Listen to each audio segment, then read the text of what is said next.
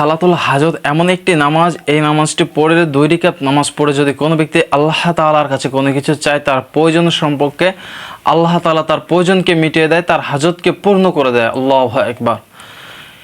সালাতুল হাজত এই নামাজটি এমন একটি বড় ফজিলতের নামাজ, আল্লাহ তাআলার কাছে সাহায্য চাওয়ার স্পেশাল একটি নামাজ। অর্থাৎ আপনার যে কোনো বিপদ আপদে যে কোনো পরিস্থিতি আল্লাহ তাআলার কাছে আপনি এই নামাজটি পড়ে সাহায্য চাইবেন, আল্লাহ তাআলা আপনাকে ইনশাআল্লাহ সাহায্য করবেন, অর্থাৎ আপনার প্রয়োজনকে পূর্ণ করবে। আপনি দেখা যাচ্ছে আপনি সাংসারিক জীবনে অশান্তিতে আছেন, আপনার বিবাহ নিয়ে বা যে কোনো একটা পেরেশানি, বিদেশে যাবেন, যে কোনো ক্ষেত্রে আপনি অনেক ঋণের বোঝা হয়ে গেছেন, আপনি যে কোনো বিপদ আছেন, সামনে বিপদ আসতেছে, এরকম যে কোনো পরিস্থিতি হোক না কেন, আপনি যখনই এই একটা পরিস্থিতি পড়বেন, আপনি যদি এই নামাজটি আদায় করেন ইনশাআল্লাহ আল্লাহ তাআলা আপনার হাজতকে পূর্ণ করবে। নবী করিম সাল্লাল্লাহু আলাইহি ওয়াসাল্লামের যখন কোনো বিপদ আসতেন বা কোনো বিপদে পড়তেন, তখন আল্লাহ রাসূল সাল্লাল্লাহু আলাইহি ওয়াসাল্লাম এই নামাজ পড়ে আল্লাহ তাআলার কাছে সাহায্য চাইতেন, আল্লাহ রাব্বুল আলামিন সেই বিপদকে দূরে সরাইয়ে দিতেন। অর্থাৎ আমার আত্মারও যদি জীবনে কোনো বিপদ আসে, প্রিয় দিনী ভাই ও বোনেরা লক্ষ্য করে শুনুন, যদি আত্মারও আমার যদি কোনো বিপদ আসে, অবশ্যই আমরা এই নামাজটি আদায় করে আল্লাহ তাআলার কাছে সাহায্য চাইব। এই নামাজের 4টি বড় ফজিলত রয়েছে। এই নামাজটি কখন পড়ব, এই নামাজের মোনাজাত কি, এই নামাজটি কখন নিষিদ্ধ এবং কোন সময় সবচেয়ে উত্তম, আজকের এই বিষয়টাই নিয়ে আমাদের ভিডিও থাকতেছে ইনশাআল্লাহ। ধৈর্য সহকারে দেখুন, জানতে পারবেন যে কখন নামাজটা পড়লে ফজিলত বেশি এবং কোন কোন সময় পড়তে পারবেন, কি কি সূরা দ্বারা কি কি মোনাজাত রয়েছে এবং কি ফজিলতগুলো রয়েছে। অর্থাৎ প্রথমে তো বলে রাখি যে এই নামাজটি এমন একটি স্পেশাল একটি নামাজ, অর্থাৎ আল্লাহ তাআলার কাছে সাহায্য চাওয়ার মাধ্যম। অর্থাৎ আপনার বিপদ, আপনার ঋণ, আপনার ছেলে সন্তানকে নিয়ে সমস্যা, সাংসারিক জীবন সমস্যা, আপনি বাইরে যাইতে পারতেছেন না বা সংসারের আয় নাই বা দেখা যাচ্ছে রোজগারের আয় নাই, বরকত নাই, বা যে কোনো একটা বিপদ আসতেছে সামনে, কোনো বিপদে পড়ছেন আপনি, এরকম কোন একটি যে কোনো কিছুর মাধ্যমে হলে আপনি এই নামাজটি 2 রাকাত নামাজ আদায় করুন, আল্লাহ তাআলার কাছে সাহায্য চান, ইনশাআল্লাহ আল্লাহ তাআলা আপনার হাজতকে পূর্ণ করবে। অর্থাৎ সালাতুল হাজত অর্থাৎ কি, আপনার হাজত মানে আপনার প্রয়োজনীয় নামাজ। এই নামাজটি হলো আপনার প্রয়োজনীয় নামাজ। আপনার কি কি প্রয়োজন, এই প্রয়োজনটা আল্লাহ তাআলার কাছে নামাজের মাধ্যমে চাবেন ইনশাআল্লাহ, তাহলে আল্লাহ তাআলা আপনার হাজতকে পূর্ণ করে দেবে। হাদিসে আসছে আব্দুল্লাহ ইবনে আবি আউফ রাদিয়াল্লাহু তাআলা আনহু থেকে বর্ণিত, নবী করিম সাল্লাল্লাহু আলাইহি ওয়াসাল্লাম বলেছেন যে হে আদম সন্তানেরা, বা অর্থাৎ আদম সন্তানের যদি কোনো প্রয়োজন দেখা দেয়, কোনো প্রয়োজন আসে, তাহলে সে যেন আল্লাহ তাআলার কাছে উত্তম রূপে ওযু করে 2 রাকাত সালাতুল হাজতের নামাজ আদায় করে। আদায় করার পর সে যেন আল্লাহ তাআলার প্রশংসিত করে এবং নবীর প্রতি দরুদ পড়ে এই দোয়াটি পাঠ করে। অর্থাৎ আল্লাহ রাসূল সাল্লাল্লাহু আলাইহি ওয়াসাল্লাম শিখিয়ে দিয়েছেন আমাদেরকে একটি দোয়া, আমাদেরকে ওই দোয়াটা পাঠ করতে হবে। কেননা হাজত সম্পর্কে আল্লাহ নবী যেভাবে নামাজ পড়ছেন, আমাদেরকে সেভাবে নামাজ পড়তে হবে। আল্লাহ নবী যেভাবে আল্লাহ তাআলার কাছে সাহায্য চাইছেন, আমরা সেইভাবে সাহায্য চাইব। আমাদের যে কোনো কিছুর মাধ্যমে হোক, আমার কথা হচ্ছে যে কোনো বিপদেই আপনি পড়ছেন না কেন, আপনার অশান্তি, অস্থিরতা লাগতেছে, মনে শান্তি আসতেছে না, কোনোরকমভাবে আপনার কিছুই ভালো লাগতেছে না, আপনি এই ক্ষেত্রে উত্তম রূপে সর্বপ্রথম কি বলছেন, আল্লাহ রাসূল সাল্লাল্লাহু আলাইহি ওয়াসাল্লাম বলেছেন উত্তম রূপে ওযু করে নিতে হবে। কেননা ওযুটা যদি আপনার ভালো না হয়, তাহলে দেখা যাচ্ছে নামাজের ওকলা মনোযোগী আসবে না। অর্থাৎ আপনার নামাজে মনোযোগী আসার প্রথম একটি কারণ হলো আপনার ওযুটাকে সুন্দর করতে হবে। আপনি ওযুটা যত সুন্দর করতে পারবেন, তাহলে আপনার নামাজটাও তত সুন্দর হবে। তারপর আল্লাহ তাআলার কাছে আপনি সাহায্য চান, এই দোয়া পাঠ করিয়ে যে কি, লা ইলাহা ইল্লাল্লাহুল হালিমুল কাবীর, সুবহানাল্লাহি রাব্বিল আরশিল আযীম, আলহামদুলিল্লাহি রাব্বিল আলামিন, আসআলুকা মাওজিবাতি রাহমাতিকা। এই দোয়াটি পাঠ করুন।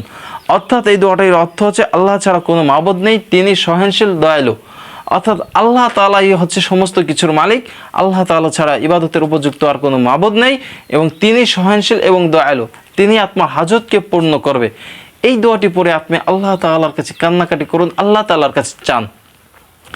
এটা হলো। এখন আসি আমরা যে নামাজটি কখন আদায় করব এবং নামাজটি কিভাবে আদায় করব, নামাজটি কখন পড়া যাবে না, এই নামাজের 4টি বড় ফজিলত কি, এই বিষয়। প্রথমত হলো যে সবসময় নামাজ পড়া যাবে, তবে 3টি হারাম সময় রয়েছে। এই 3টি সময় ব্যতীত আপনি যে কোনো সময় নামাজটি আদায় করতে পারবেন। প্রথম হলো সূর্য উদয় হওয়ার সময়, এবং দ্বিতীয়ত হলো যে সূর্য যখন মাথার উপর থাকে, তৃতীয় নম্বর হলো যখন সূর্য অস্ত যায়। অর্থাৎ এই যে 3টি মূল সময়, এই 3টি মূল সময় আপনি নামাজ পড়তে পারবেন না, আর যে কোনো সময় নামাজটি আদায় করতে পারবেন। এখন সবচেয়ে বেস্ট এবং উত্তম সময় কোনটা, যখন নামাজটা পড়া সবচেয়ে বেশি ফজিলত, সেটা হলো যে তাহাজ্জুদের নামাজের সময়, অর্থাৎ প্রায় 3টা-4টার দিকে যে নামাজটা আদায় করা হয়। কেননা তখন আল্লাহ রাব্বুল আলামিন প্রথম আসমানে চলে আসে বান্দাদেরকে ডাকার জন্য। আল্লাহ রাব্বুল আলামিন বান্দাদেরকে আসে তার হাজতে, আল্লাহ তাআলা বলেন যে কার কি প্রয়োজন আছে তোমরা আমাদের কাছে চাও, আমার কাছে চাও, আমি তোমার ইচ্ছা পূর্ণ করব। অর্থাৎ তখন যদি আল্লাহ তাআলা প্রথম আসমানে আসেন এবং আল্লাহ তাআলার যদি আমাদেরকে ডাকেন, আমরা যদি ডাকি সারা দিয়ে আল্লাহ তাআলাকে যে আমাদের হাজতগুলো পেশ করি, ইনশাআল্লাহ আল্লাহ তাআলা আমাদের ইচ্ছাগুলো পূর্ণ করবে। এই সময়টা আমাদেরকে নামাজ পড়তে হবে, এটা হলো সবচেয়ে উত্তম সময়। তবে আপনি যে কোনো সময় নামাজটি আদায় করতে পারতেছেন, সমস্যা নাই। আপনার দেখা যাচ্ছে 9টা, 10টা, 11টা, 12টা, 3টা, 4টা বা যে কোনো সময় 8টা, 9টা, 10টা, 11টা, এরকম যে কোনো সময় আপনি রাত হোক দিন হোক যে কোনো সময় নামাজটি আদায় করতে পারতেছেন। তবে যে এই যে 3টির সময় বললাম, এই 3টির সময় ব্যতীত আপনি যে কোনো সময় নামাজটি আদায় করতে পারতেছেন। তবে তার থেকে বেশি ফজিলত হচ্ছিল যেটা তাহাজ্জুদের সময়, অর্থাৎ তাহাজ্জুদের নামাজের সময় হলো উত্তম এবং বেস্ট, তখনই ফজিলতটা আপনার বেশি, তখন আমি নামাজটা পড়তে চাই। তবে সাবধানে একটা কথা মনে রাখবেন, সেটা হলো যে নামাজ পড়ার সাথে সাথেই আল্লাহ তাআলা দেখা যাচ্ছে দোয়াকে 3ভাবে কবুল করে। দেখা যাচ্ছে নামাজ পড়ার সাথে সাথে দোয়া কবুল করতেছে, বা আপনার যে বিপদটা জন্য আপনি নামাজটা আদায় করতেছেন সেই বিপদটাকে আল্লাহ তাআলা সরিয়ে দিতেছে, অথবা আখিরাতের জন্য আপনার দোয়াকে আল্লাহ তাআলা জমা করে রাখতেছে। তবে দেখা যাচ্ছে কি আপনি নামাজটা আদায় করলেন, আর নামাজটা আদায় করার পর আপনি যে বিপদের উদ্দেশ্যে নামাজটা আদায় করলেন, ওই বিপদটা আপনার গেল না, আপনি মনে করতে পারছেন যে এটা ভুল, এটা আসলে সঠিক না, তাহলে এটা আপনার সম্পূর্ণ আপনার ভুল পথে আছেন। কেননা আল্লাহ তাআলা তো দোয়া 3ভাবে কবুল করে, সাথে সাথে বিপদকে সরিয়ে দেয়, আখিরাতের জন্য জমা রাখে। হতে পারে আপনার দোয়াটা আল্লাহ তাআলা আখিরাতের জন্য জমা রাখছে, এরকম কখনো মনে করবেন না। এই ছিল হলো সাবধানতা, এই 3টি যেখান থেকে। আর 3টি বিষয়, যে 3টি কথা বললাম, ওই 3টা সময় ব্যতীত আপনি নামাজটা আদায় করেন। আর উত্তম হলো ইশির সময়, তাহাজ্জুদের সময়। আর দোয়াটা আমি আবার একবার বলবো, তবে মনোযোগের সহকারে শুনবেন ইনশাআল্লাহ। এখন আমরা আসি যে 4টি বড় ফজিলত, এই 4টি বড় ফজিলত কি, যে এই সালাতুল হাজতের নামাজটা আদায় করলে এত বড় কি ফজিলত, অর্থাৎ এটা স্পেশাল একটি নামাজ, আল্লাহ তাআলার কাছে সাহায্য চাওয়ার। এখন এই 4টি ফজিলত কি, বড় বড় 4টি যে ফজিলত রয়েছে, এই 4টি ফজিলত কি? 1 নম্বর হলো দোয়া কবুল এর ওসিলা, আপনার যে দোয়া কবুল হবে সে দোয়া কবুল হওয়ার ওসিলা। কেননা নামাজের মাধ্যমে বান্দা আল্লাহ তাআলার কাছে সবচেয়ে কাছে চলে যায়, অর্থাৎ বান্দা আল্লাহ তাআলার কাছে নামাজের মাধ্যমে সবচেয়ে কাছে চলে যায়, এবং আল্লাহ তাআলা সিজদার ভিতর দোয়াকে আল্লাহ তাআলা কবুল করেন, ওই দোয়া ফিরিয়ে দেয় না। তাহলে ভাবুন যে যখন আপনার দোয়া কবুল হওয়ার একটা ওসিলা হচ্ছিল নামাজ, এই নামাজের মাধ্যমে আল্লাহ তাআলার সাথে একটা সম্পর্ক তৈরি হয় এবং কাছে একবার নিকটবর্তী হয়ে যায়, কলবে একবার নিকটবর্তী হয়ে যায়। যখন কোনো বান্দা সিজদায় যায়, যখন দোয়া করে, আল্লাহ তাআলা ওই দোয়া ফিরিয়ে দেন না, আল্লাহ তাআলা দোয়া কবুল করে নেয়। অর্থাৎ দোয়া কবুল হওয়ার একটা বড় মাধ্যমই হচ্ছে নামাজ। আজকে নামাজটা যদি আমরা না পড়ি, এই সালাতুল হাজতের নামাজটা পড়ার মাধ্যমেই হচ্ছে কি আপনার সাহায্য আল্লাহ তাআলার কাছে আপনি চাচ্ছেন, আপনার প্রয়োজনগুলো চাচ্ছেন আল্লাহ তাআলার কাছে ইনশাআল্লাহ। তাহলে এই নামাজের মাধ্যমে আপনি আল্লাহ তাআলার কাছে চাইতে পারতেছেন। 2 নম্বর হলো আল্লাহ নিজেই সাহায্য করেন। দেখেন সালাতুল হাজতের নামাজ কি আল্লাহ তাআলা নিজেই সাহায্য করেন। আল্লাহ তাআলা কোরআনুল কারীমের ভিতর বলে, তোমরা ধৈর্য ধরো, নামাজের মাধ্যমে সাহায্য চাও। কেননা তোমরা কি ধৈর্য ধরো এবং নামাজের মাধ্যমে সাহায্য চাও। এই হাজতের নামাজটি হলো সাহায্য চাওয়ারই নামাজ, অর্থাৎ কি এই হাজতের নামাজটি হলো সাহায্য চাওয়ার নামাজ। আল্লাহ তাআলার কাছে যে সাহায্য চাইবেন, আপনি সাহায্য চাবো, আল্লাহ তাআলা তো বলতেছেন যে তোমরা ধৈর্য ধরো এবং নামাজের মাধ্যমে সাহায্য চাও।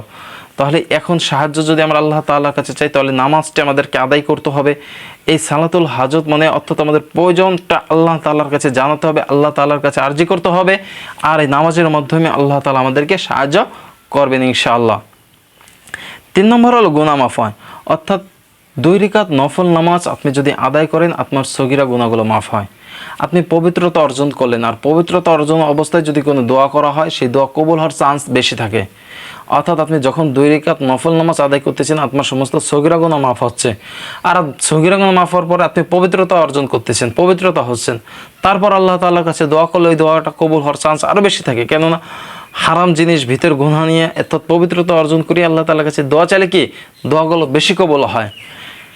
4 নম্বর হলো মনের অস্থিরতা দূর হয়, অর্থাৎ বিপদে নামাজ পড়লে কলিজা ঠান্ডা হয়। অর্থাৎ বিপদের সময় আপনি নামাজ পড়লে আপনার কলিজাটা ঠান্ডা হয়।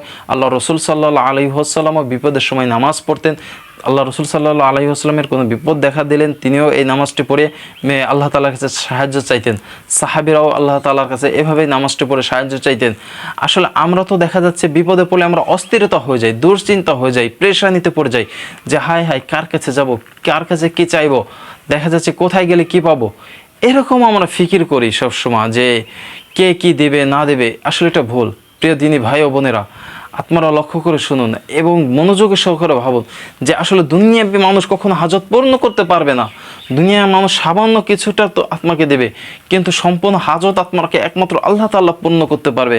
অর্থাৎ সালাতুল হাজতের নামাজটা পড়িয়ে আল্লাহ তাআলার কাছে চান, ইনশাআল্লাহ আল্লাহ তাআলা আপনার হাজতকে পূর্ণ করবে, আপনার দোয়াকে কবুল করবে, আপনার মনের ইচ্ছাগুলোকে আল্লাহ তাআলা কবুল করবে। অর্থাৎ দুনিয়াবী কোনো মানুষের কাছে হাত পাতারাতে আল্লাহ তাআলার কাছে একবার হাত পাতুন, আল্লাহ তাআলার কাছে সাহায্যের হাত বাড়িয়ে দিন, ইনশাআল্লাহ আল্লাহ তাআলা আপনার হাজতকে পূর্ণ করে দেবে। আল্লাহ তাআলা তো আরও রাগান্বিত হন যদি আল্লাহ তাআলার কাছে আমরা না চাই। ঠিক আছে, দুনিয়াবী মানুষের কাছে চাইলে দুনিয়াবী মানুষ রাগান্বিত হয়ে যায়, কষ্ট পায়, দিতে চায় না। কিন্তু আল্লাহ তাআলার কাছে যদি আমি আপনি না চাই, আল্লাহ তাআলা আরও কষ্ট পান, রাগান্বিত হয়ে যায় যে আমার কাছে কেন না চায়, আমার কাছে সমস্ত কিছু আছে তারা আমার কাছে কেন না চায়। অর্থাৎ আমরা দুনিয়াবী সমস্ত কিছু মানুষের কাছে চাওয়ার আগে আল্লাহ তাআলার কাছে যাব। আল্লাহ তাআলার কাছে দেখবেন যে কোনো একটা ব্যক্তির মাধ্যমে আপনার হাজতকে আল্লাহ তাআলা পূর্ণ করে দিচ্ছে, আপনার ঘরের অশান্তিকে দূর করে দিচ্ছে, আপনার সমস্ত দুশ্চিন্তা প্রেশানিকে আল্লাহ তাআলা দূর করে দিচ্ছে।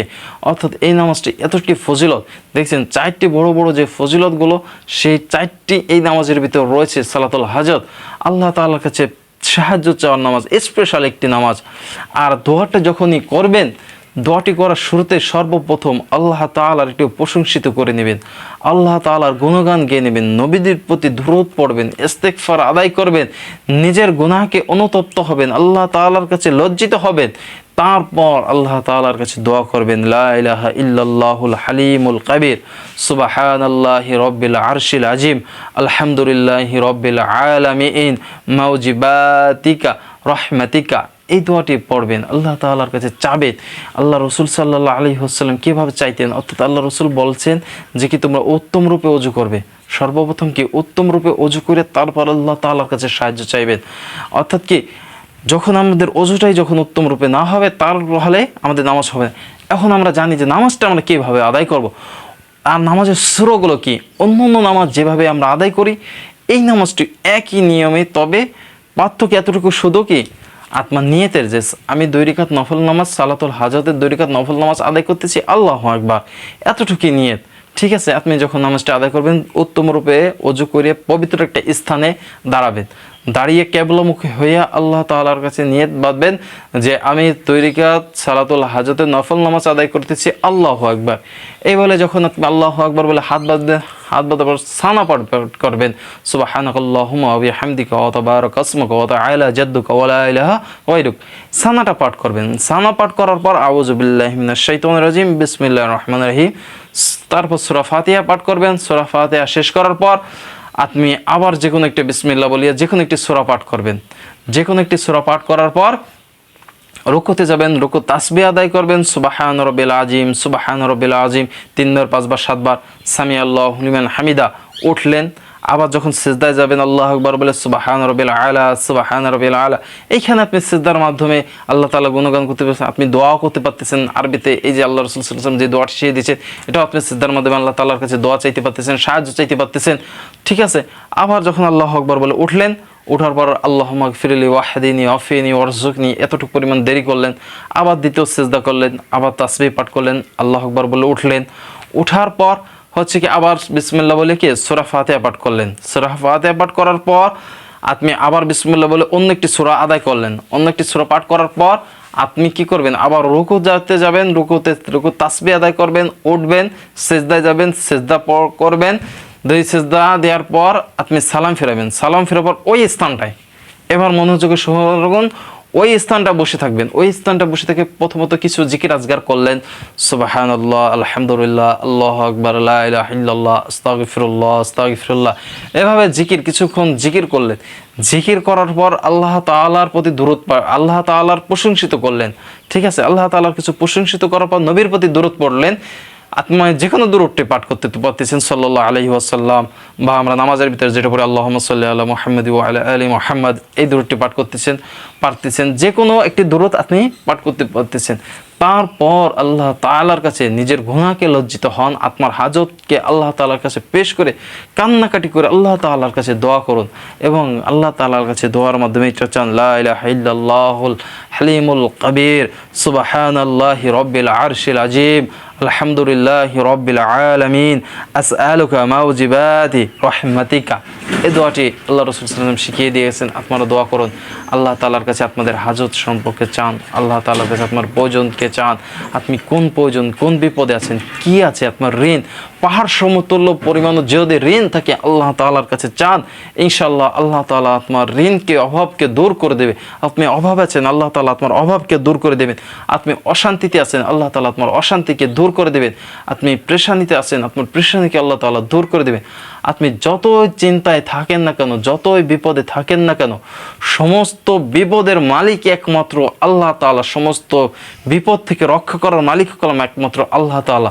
আল্লাহ তাআলা ব্যতীত আপনাকে কোনো বিপদের থেকে, কোনো অভাবের থেকে, কোনো কিছু থেকে কেউ রক্ষা করতে পারবে না। মানুষ শুধু আপনার দুঃখ, কষ্ট, পেরেশানি, চিন্তা এগুলো শুনবেই, হয়তো 2-4 মূলক সান্ত্বনামূলক কথা বলতে পারবেন, কিন্তু সে অভাব, সে দুশ্চিন্তা কেউ দূর করতে পারবে না। একমাত্র মাধ্যমই হচ্ছে নামাজ। নামাজের মাধ্যমে আপনার কলিজা ঠান্ডা হয়, দুশ্চিন্তা, বিপদ সমস্ত কিছু দূর হয় হচ্ছে নামাজের মাধ্যমে। আপনার দোয়া কবুল হচ্ছে নামাজের মাধ্যমে, আপনি আল্লাহ তাআলার সাথে খুব কাছে চলে যাচ্ছেন নামাজের মাধ্যমে, আল্লাহ তাআলাকে আপনি পাচ্ছেন, আল্লাহ তাআলাকে পাওয়া যাচ্ছে। তাহলে ভাবুন, এই সালাতুল হাজতেই আছে সাহায্য চাওয়ার স্পেশাল একটি নামাজ। এই নামাজটিকে একবার হলেও আপনি পড়ুন। এই নামাজটি আপনার হাজত যতই যা আছে না কেন, সমস্ত হাজত আল্লাহ তাআলা পূর্ণ করে দেবে। আপনি এই নামাজটি আদায় করুন ইনশাআল্লাহ। আল্লাহ রসুল সাল্লাল্লাহু আলাইহি ওয়াসাল্লাম আদায় করছেন, আর সাহাবীরা আদায় করছেন, বড় বড় পীর মাশায়েখ, বড় বড় অলিয়া উলামা, সমস্ত মানুষগুলো এই নামাজ আদায় করছেন।